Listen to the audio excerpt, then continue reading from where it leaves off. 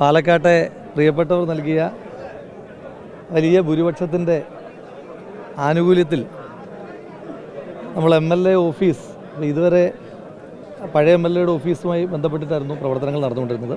അപ്പം പുതിയ ഓഫീസിലേക്ക് ഇന്നു മുതൽ മാറുകയാണ്.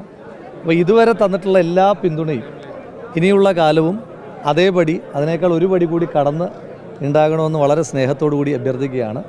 ആളുകൾക്ക് വരാനൊക്കെ വളരെ സൗകര്യപ്രദമായിട്ടാണ് ഓഫീസ് ക്രമീകരിച്ചിരിക്കുന്നത്. അപ്പോൾ നമ്മൾ ഈ ഓഫീസ് എടുക്കുമ്പോൾ തന്നെ തീരുമാനിച്ചത് ഒരുപാട് ദൂരമാകാൻ പാടില്ല.